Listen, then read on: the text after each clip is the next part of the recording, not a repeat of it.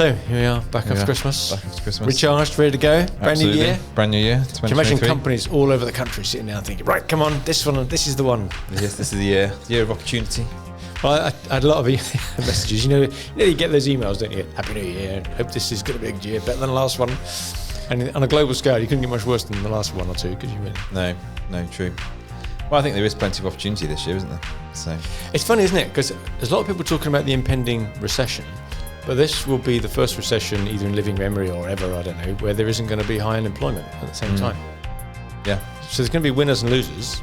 And even, you remember the old Roger Martin Fagg presentation? Talks about the zombie companies. That's going to be a shakeout. I'm starting to see it now. Yeah. Where we are, a couple of law firms have closed down, haven't they, in the last week? Yeah. You don't see that very often. So I think but I think you've got to seize the day, haven't you? A little bit with it. There's always opportunity out there. Opportunity. Yeah, exactly. Get out there. Word of the podcast today. Opportunity. I think I've said it 5 times already. Should we have a little tally chart on the wall? But it's not. I don't think it will drop in your lap, will it? I mean, it will for some people. Maybe, but isn't that what business is about? But you've got to create your opportunities, haven't you? Well, all you've got to do conditions. Where's the gap in the market? Is there a market in the gap? Develop a value proposition that your customers want. Do well. Yeah. Do it. Get on that. So. I think a lot of people regard business. Maybe it's because they've been lucky and they've inherited a business and they keep turning the handle, and it's worked very well for them so far until the big change comes along. Market moves, customer preferences change. So here we are, new year and all that. I bet you in our client meetings coming up soon as well, there'll be a general flavour of goal setting, like we talked about in the last podcast. So what are we going to do different this year? And everyone has these grand plans. By December, we're going to be twice as big. Yeah. Next year, Rodney. Yeah, one day, Rodney and all that. Whatever it is. Yeah. All right, ready for our first podcast of the year then? Yeah, let's do this.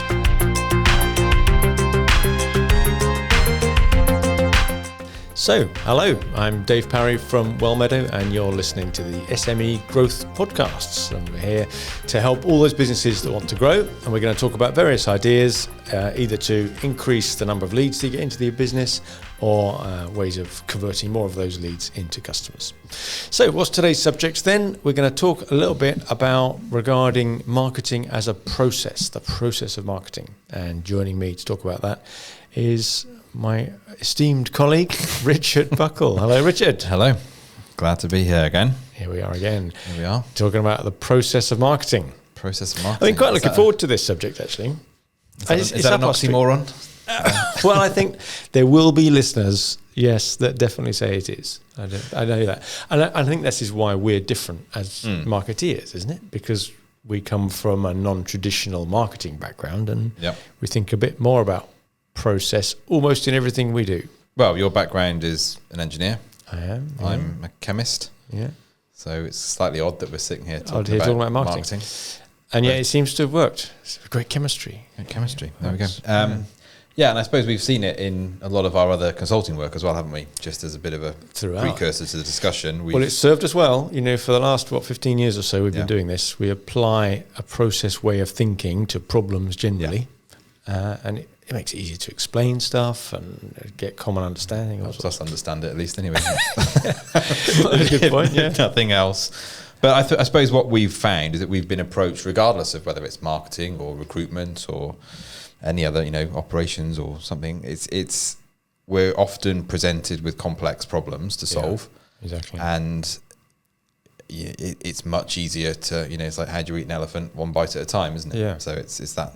Not that we're condoning eating elephants here or anything. Just no animals were harmed in the making of this podcast. Gets upset about that. But yeah, it's about breaking it down into manageable chunks and trying to work out, what's the next logical. It's like telling a story, isn't it, really? I think that's a good point, telling the story. You don't jump straight to the conclusion. You've got to build yourself up and, build up the plot line and the characters and all of that. Well, and if you didn't, and we'll come on to this very quickly, as sort of the first point we wanted to make, but if you don't regard things as a process, it's a bit random, isn't it? You sort of just give it a go, wing it a bit. Imagine if you're invited to run a strategy session for someone. You just pitched up and said, right, let's have a chat then. What do you want to do? I don't know. What do you want to do? It's a bit you've got to have at least a sort of step, 3 steps or something to go through. Even simpler, like baking a cake, isn't it? Sure. You don't just put the pan in the oven and expect a cake to miraculously appear. Now that would be a good product. Spontaneous cake generation. It's more of, you've got to, but even you've got to get the ingredients together. You've got to have a step-by-step thing. So I think we're all used to using processes. I mean, I used to love using an exercise when we had, people that would start with us. So just write me an SOP for how to make a cup of tea and a piece of toast. Explain SOP for those people that don't. Yeah. It's standard operating procedure. Yeah. So just, write me out the steps to make a cup of tea and a piece of toast in the morning. And we all go through a process with whatever we're doing. We don't just identify it as such. So, but obviously making a cup of tea and a piece of toast it can be a little bit more complicated than you think, but it's something that we do innately. And I think the thing with process is once you get into it, it does become innate, it does become part of the culture, but there can be a little bit, you've got to put the groundwork in to get the structure in place so that everything hangs together, everyone knows where things are. It's certainly about structure, but lest anybody has just had an alarm bell ring in their head from what you've just said, it doesn't mean that everything is written down prescriptively, step by step. You have to do step A followed by step B. Processes can be quite high level. Yeah. So when you talked before about the cake, you could have a recipe for a cake, blah, blah, blah. The process of cooking is get a recipe, buy some ingredients, follow the recipe, eat it.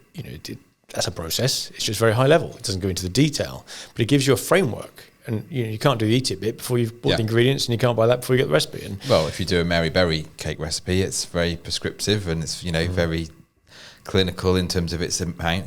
If it's a Jamie Oliver cake recipe, it's like chuck some ingredients in, doesn't matter what, put it in the oven, doesn't matter what temperature for how long. It's like a different style, isn't it? It's just like it's a bit more relaxed. So it's like processes can be high level, generic, big blocky stuff, or you can break it right down to lower. So what we're talking about today, I think, is we're halfway between. It starts with that very high level way of thinking about stuff, and then does a little bit of detail. And I think it's in response to us seeing quite a few different, in our work with lots of different companies, we've seen lots of different approaches to marketing. Yeah, now we're in danger of generalising hugely here, but absolutely, I think let's run through a few of them at the risk of offending anybody that thinks, they've taken that story from when they spoke to me last week. So there's obviously, sometimes what you'll see is quite an ad hoc or intermittent approach to marketing. So there's a perceived need for some marketing. So all of a sudden, let's just do a load of marketing. And it doesn't seem to matter what, so long as we're doing some sort of marketing. But then there's no, once that initial campaign has been done, what's the follow-on? Well, there's a corollary, or is that the right word? Whatever that means. There's another aspect that relates to that, which is I see that in smaller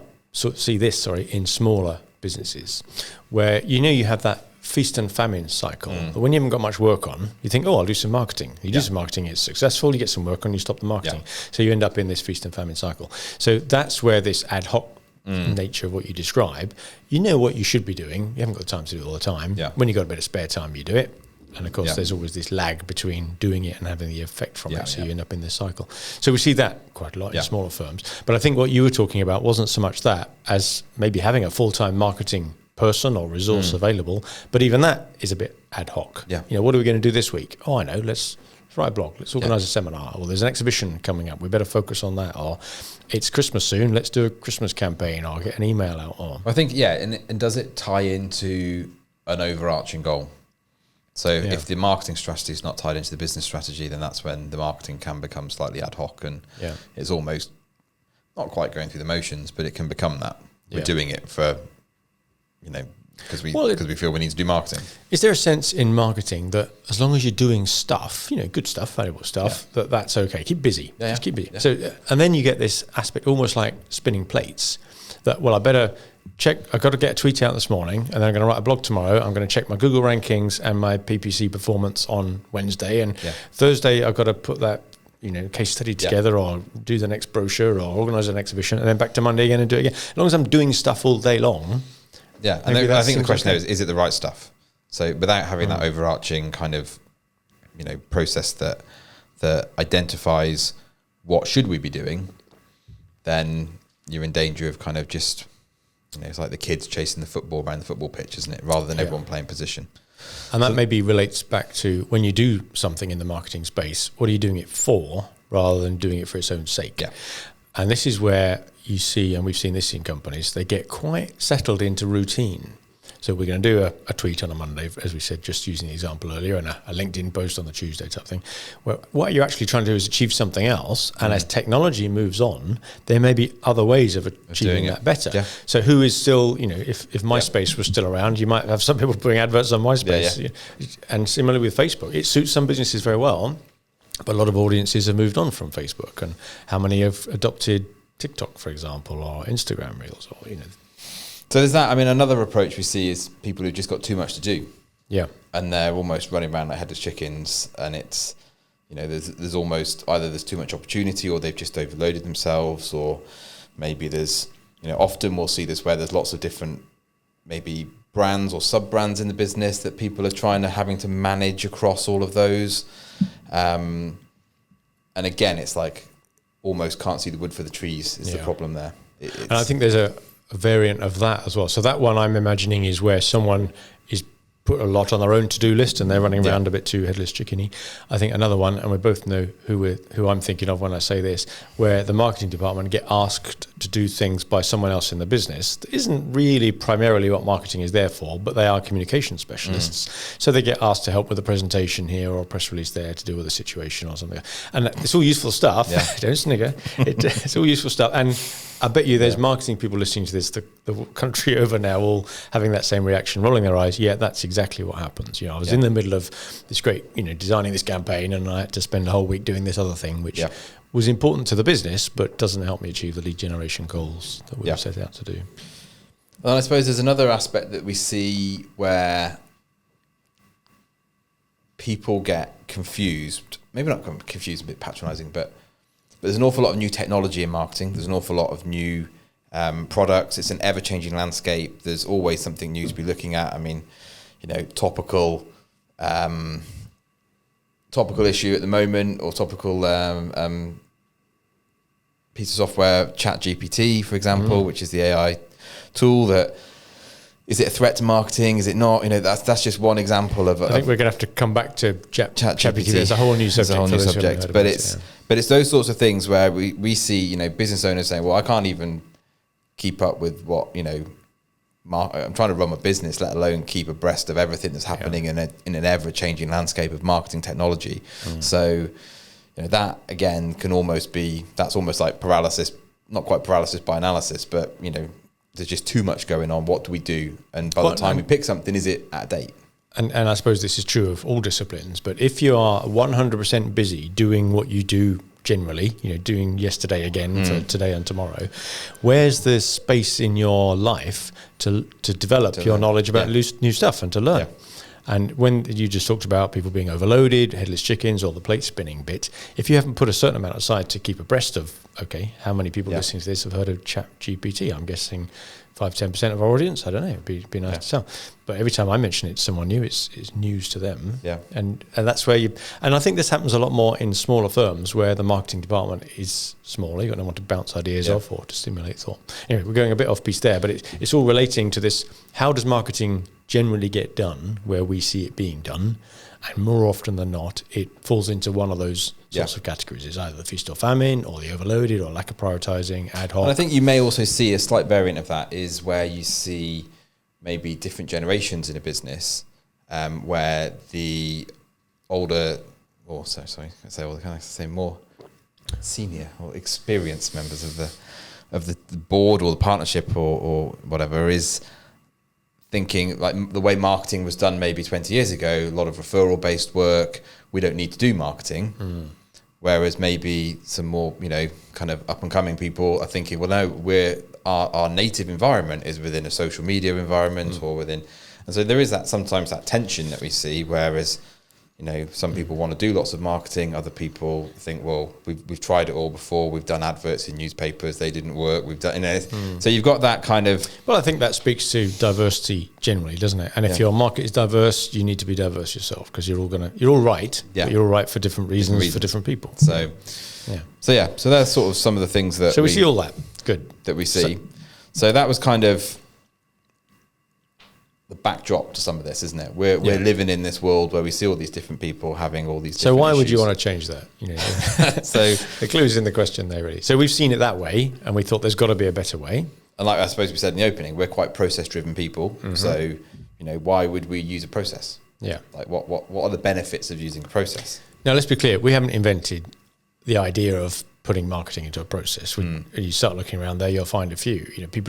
There are already mnemonics, acronyms, and nice ways of thinking about marketing, just like you think about sales or production or finance in process terms. So most people in marketing will have heard of 5 Ps. It's not quite a process, but it's a way of thinking differently. It's about modularizing your thinking in marketing. We've come across, as everyone has probably got the hang of now, if you've listened to a few of these through our HubSpot journey, some of the models that HubSpot as an organization have put out there. They've got their flywheel model, haven't they, of attract, engage, and delight, or buyer journeys of awareness, consideration, and decision. So these are all useful components, but I think when you and I looked at lots of those, they all sort of did it in an area or did a bit of it. There was no all-encompassing master theory of everything, was there really? Nothing pulled it all together. Yeah, and I think we're not saying that we've created a theory of everything. Theory of everything. Modest goals. If we had, we probably wouldn't be sitting here. But I think what we were looking to do is say, how can we break down this huge subject area into something that is actually manageable for people to understand when we're trying to explain to clients, even internally when we're trying to organize ourselves. How can we best do that? And we found that like trying to map it out and create like a map of all these marketing concepts was a good way of trying to think through the problem of, well, what should be the next thing that we're working on, or what is the priority here? Which one should we start with? Yeah. So I suppose it started by breaking down the journey that someone takes from being completely unknown to you and you to them, right through. And if you take the absolute opposite extreme, it's not only a customer, it's an advocate customer who's bringing referrals into your business because they're talking positively. So if you go right from someone you never met right through to that, there's more than 1 or 2 steps in between. So we started by breaking that down. I think we've got 6 or 7 steps, haven't we, to get from one to the other. So you've got to attract that stranger in, but they're still a stranger. Then you've got to do something to capture their details. Then you've got to work out who they are. Then you've got to nurture them, get an opportunity, convert them, and so on and so on. So that's the start. But that didn't tell us what to do, but it did tell us where to do it. Why would you? So we'll come back to maybe that a bit later on as to how you use that. But that was the beginnings of this framework. But that's only one dimension. That's just saying how do you move along a journey. Yeah, I think so it was important to identify those activities of that journey, but also to look at it and think, well, where do we focus the effort? Where do we identify bottlenecks in the process? All of those things, which is what kind of led us to come up with our growth generator model. So I guess maybe it's a good time to talk about the growth generator model. We call it the growth generator. And, podcast, if you're listening to this rather than watching it, then you probably want to see this at some point. So it's on the homepage of our website, wellmeadow.co.uk. So, and our resources pages, and you can download it and stuff. So you'll get a full version of it there, which may help you to understand quite what we're talking about in having used it as a coat hanger, almost a skeleton, to put all of these concepts on. But in an organised way. And I'm hoping that for those of you who haven't seen that before, who go and now have a look at that, you have some sort of aha moment. But it'll be tinged with, that's obvious, isn't it? And I hope that is the reaction, because it should be obvious. A lot of great ideas are simple, aren't they, by design? And I think as well, just to add on to that, if you are watching or listening and you want to see more explanation of that, we have got an ebook that's free to download, Building Business Growth Engines, which is available on the website, which goes into a little bit more detail on the growth generator and the different aspects of it. So feel free to hop on the website and download that. Yeah, and that's quite useful because it steps you through each of those stages almost in workbook style, doesn't it? So you can do it. And it brings other concepts in, such as the buyer journey that we mentioned, buyer personas, which are important. Who are you selling to? What do they each want? And all of that. And it's worth mentioning as well that around this model, there are some sort of foundation-y elements that appear as well, sort of outside the process, not to do with that journey I've just talked about from a stranger through to an advocate, but having a clear vision for the company, a marketing strategy, your choice of MarTech stack, as well as buyer journeys, buyer personas, and that sort of thing. That's all important as well. The start of the process, we'd always start with what I suppose we call growth strategy, which would encompass a number of things like, okay, what is the vision for the business. If you're looking to grow, you probably need a vision, where you're trying to get to, that type of thing. What's the strategy? How are you going to get there? And that can be quite high level of doing this. It doesn't have to be, it's not weeks of workshops, but it's helpful to know. And then looking at things like the buyer persona, the buyer journey, what's your marketing messaging, what's your content like at the moment, content audit. So I think we've covered some of these in previous podcasts, more detail. So that kind of sort of is the scene setter for all of this, because we've got to have a foundation in place to know where to look. And then things like, MarTech or marketing technology, what is a technology stack that you're using? So obviously we're HubSpot partners, we use HubSpot, but it doesn't have to be HubSpot, it could be anything. Yeah.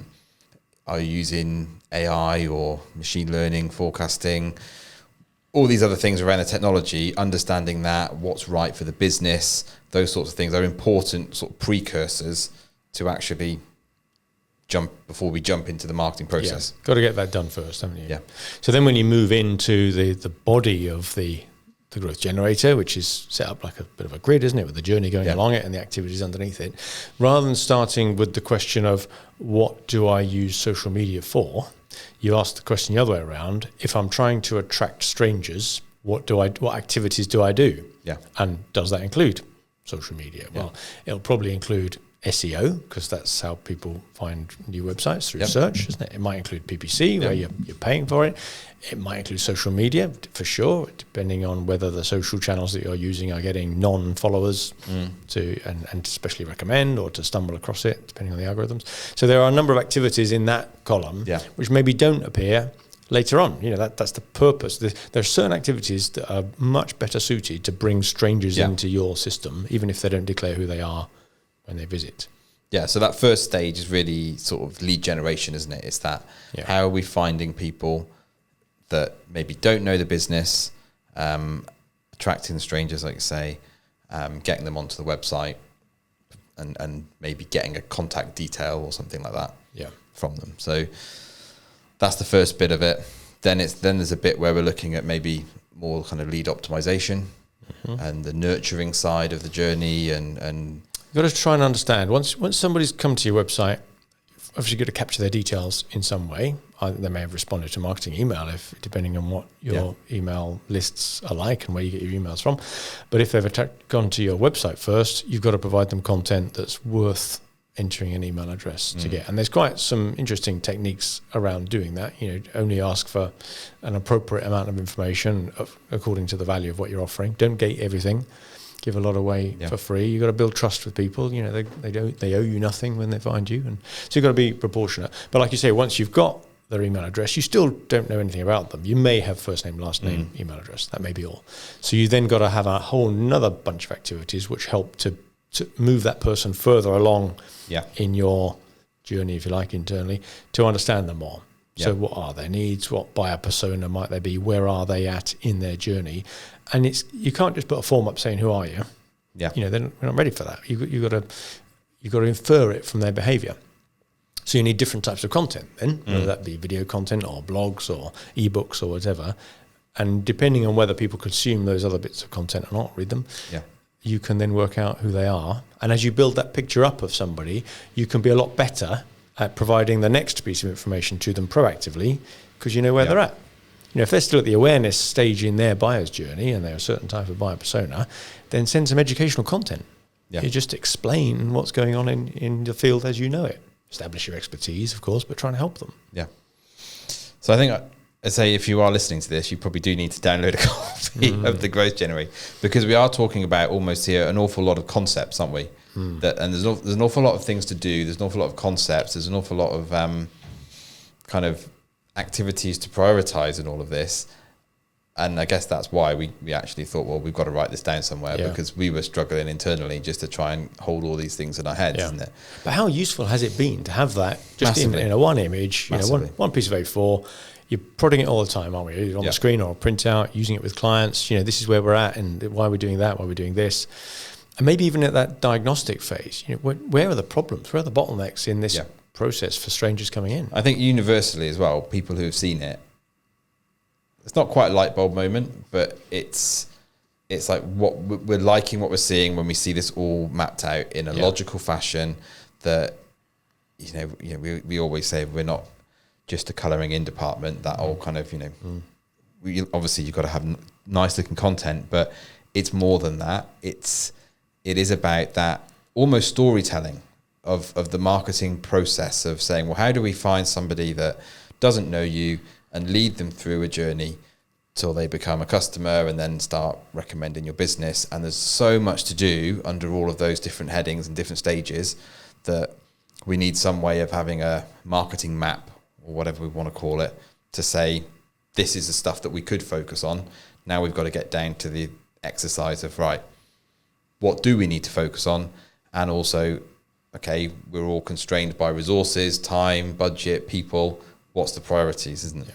And I think there's probably two types of audiences that have given us these reactions, subtly different.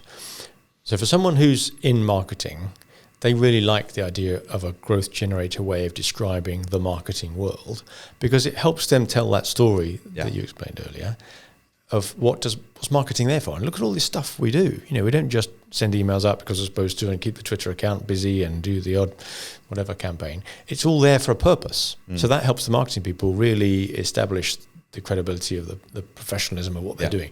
The other people that I think we get good responses from are customers of the process, which might be the sales team who want the leads, or it might be the business owner or the leadership team who just want to see it all working. And that's when they get that light bulb moment and think, oh, I see now why we're sending out emails with this frequency to these people and why we need this new content all the time or why we're doing social media or ranking. It's because that's the part of the business where we can get the biggest bang for our buck. So for different reasons, either because they want to see everything organized or they want to tell the story of how it's fitting together, it's proved to be very, very useful for us. And I think, again, another element of it is to have that kind of common language, isn't it, within the business. So we found that internally it's useful. Obviously, every business has their own culture. We first started, I suppose, another example of this was we do psychometric testing of everybody, don't we, when they come into the business, just because it's very interesting and useful to know how people think and what their sort of behavioural preferences are and all of that. And around that, we have a sort of, they're more red or more blue or green, whatever, whatever it is, whichever type of psychometric metaphor you want to use. Yeah. But it's actually proves to be really helpful because you understand that different people have different behaviours and all that, and there's a common language amongst the business that people understand that. And I think that's what we're trying to move towards with this growth generator model, is to be, well, okay, that's more of a kind of attract phase, or that's more of an engage bit, or a nurture, or well, even if they say I need to write a blog, well, for which bit? Is that a blog to help with the SEO because you're doing the attract bit? Is that a blog to help analyze a new contact, find out where they're at in their journey? Or is that a blog at the nurture end where you've got someone got a lot about and you're trying to keep them interested and give them useful stuff? Three very different blog purposes there, and you might write them very differently. So good language to have. So good language to have. And I think as well, we'd be remiss if we didn't talk about the fact that we want to put some numbers on this stuff as well, don't we? Well, process people maybe like numbers. Now, the problem here again is that that's not necessarily a native preference for some styles of marketing and marketeer. It's hard sometimes. People always moan about I'm unable to measure the return on investment from marketing and so on. But if you've got numbers, and avoiding vanity metrics, and we talk about that elsewhere, but if you've got numbers that relate to each of these stages of that journey and the bits we're doing within it, then you can map the two together. Which is something we're starting to do. And it's proven very useful, I'd say. Those dashboards that we use with our clients now always turn heads. Now, we've got to be careful here because a well-designed dashboard will turn heads because it's an attractive piece of graphic artwork. It's a nice bit of wallpaper, but it's got to be useful. And as soon as you overlay what we've done with those dashboards with the growth generator to see how it all fits together, then there's this coming together of 1 + 1 = 3. And I think as well, it's another way of sparking conversation. We were looking at some yesterday, and it's just a great way of being like, oh, okay, that's happening at this phase, but what's the impact of that on the next downstream phase of the process, type of thing. So there's loads we could talk about on dashboards and numbers and things. But and hopefully someone will, have a look at it on the screen, download the guide, or give us a bell, and we'd love to talk somebody through it on screen just to see if it strikes a chord with someone in their environment. Yep. Good. Is there anything else we need to? Well, we could go on and on about this, couldn't we? I think it's probably just we've reiterated, if you go to the wellmeadow.co.uk website, it's on the homepage, it's on the resources page. Have a look at it, download it, and start to see whether that applies to you, or does it make sense to you? Do you have an aha moment? And we'd love for people, if you do look at it and you've got comments or critique or whatever, like, get in touch. It's constantly evolving. It's constantly evolving. Adding new tech. I would say probably in the last 6 months, it's gone through 5 or 6 iterations. Yeah. As we learn more stuff, as we see different applications, it's not a set in stone. This is the way it is. It's an evolving model that, as we learn more, we adapt it, and so we're always open to people, engage with the community and see, move it forward. Right. That'd be good to see it move forward. Right, good. Well, I think that pretty much wraps it up today. That's all we've got time for. So you've been listening to the SME Growth Podcast. Please subscribe to the podcast wherever you listen to it, and maybe more importantly, tell all your business friends about it and get them to listen to us as well. Next week, we'll be talking about leveraging your content. That's quite an interesting subject too, so I hope you can join us for that then. Thanks.